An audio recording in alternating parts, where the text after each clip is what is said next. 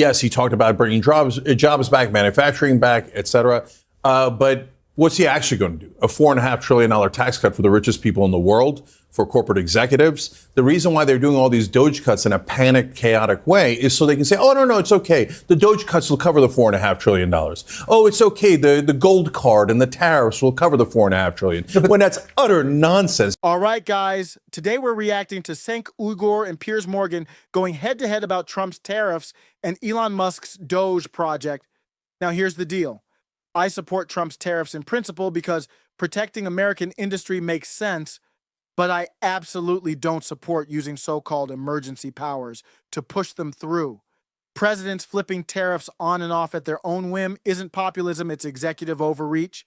So let's watch the clip and see if these guys actually understand what's going on or if they're just playing politics as usual. Roll it. All right.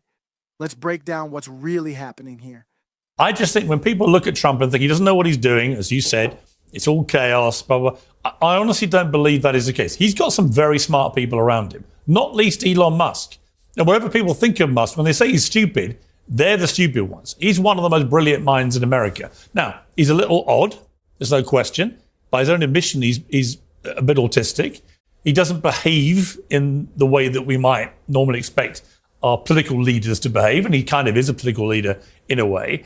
But what he's doing with Doge, for example, I imagine that resonates very well with most Americans if they keep finding clear evidence of waste. Yeah, well, so the idea of finding waste, fraud, and abuse has been popular forever and ever. And in fact, Al Gore actually did a pretty good job in finding a lot of waste, fraud, and abuse during the Clinton administration. They cleaned it out, and Clinton was the last president to balance the budget. So there is waste, fraud, and abuse there. The place you would start is subsidies. There's like $30 billion in oil subsidies. It's just nothing but a robbery. I can show you robbery after robbery. Corporations pay money to politicians, and they get subsidies out. I despise it. So if that's what they did, they would be intensely popular. But what did he do instead? Oh, I'm just going to cut a whole bunch of people that came in last. I'm going to fire a whole bunch of people without even looking.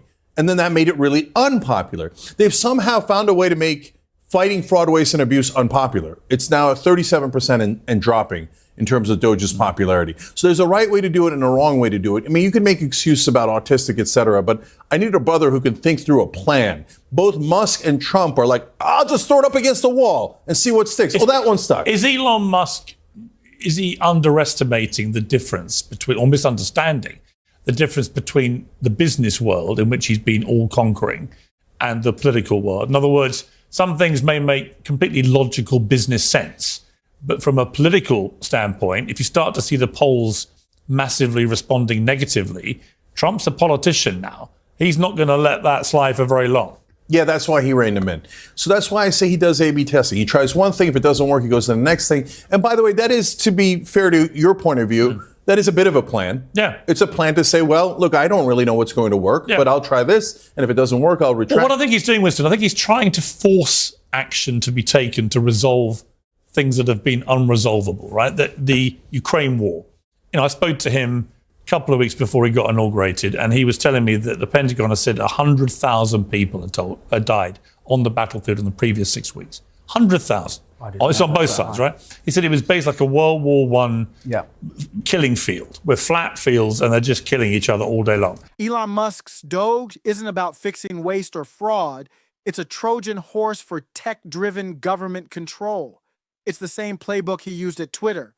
Elon promised everyone a free speech platform and financial opportunity. But what happened? He redirected ad money to his own connections and banned guys who are America first, used the Pepe the Frog to mock them, and took away many of their blue checks. So tell me again why we trust Musk to audit government spending. If anything, he should resign from Doge immediately in disgrace, because right now he's using Doge exactly like he used the Twitter files, releasing selective info to grab more power. That's not transparency, that's manipulation. They said it has to stop. Now, you know, did he have the one-day fix? Of course, he didn't. No, I don't think anyone thought he did.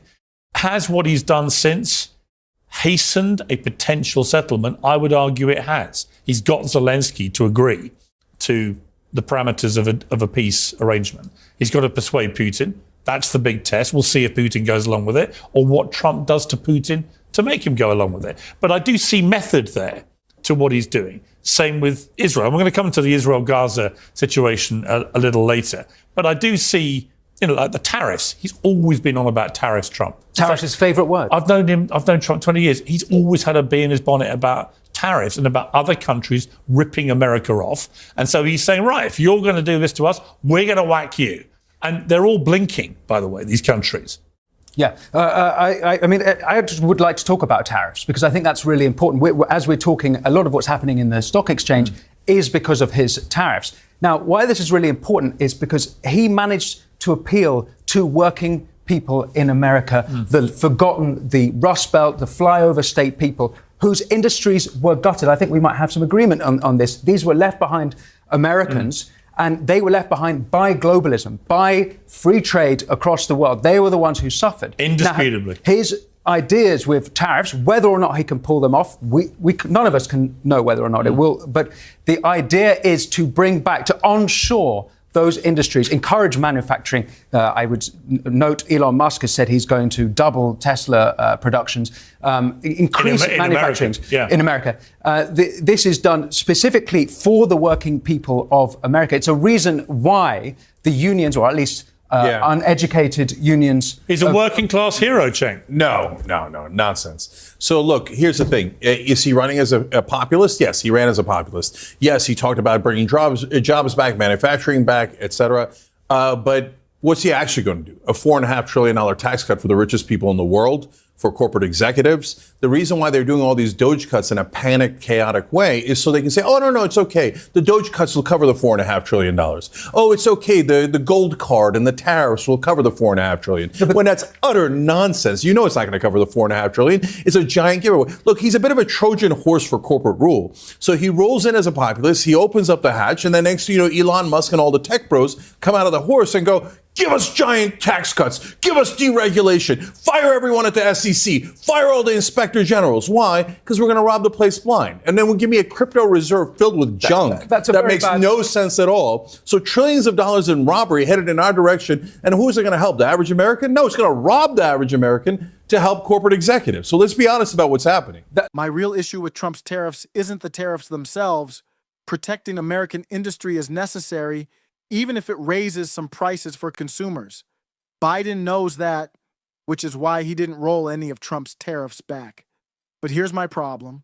Trump's using emergency powers like Section 232 and IEEPA to slap tariffs whenever he feels like it. Labeling Canadian drug imports an emergency? Seriously? Presidents shouldn't have the authority to flip tariffs on and off every other week. It's Congress's job, not the president's.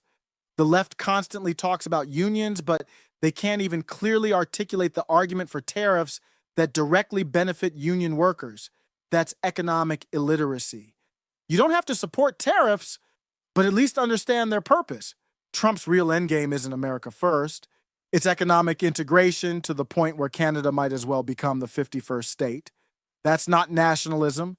It's globalism wrapped in a populist flag. Cenk Uygur just called Trump's populism a Trojan horse, hinting that beneath those tariffs lurks something darker, like secret handshakes behind velvet curtains. Do you sense hidden puppet masters pulling strings, or is this just politics as usual? Spill your theories on Discord or in comments. This is After Show Carnage.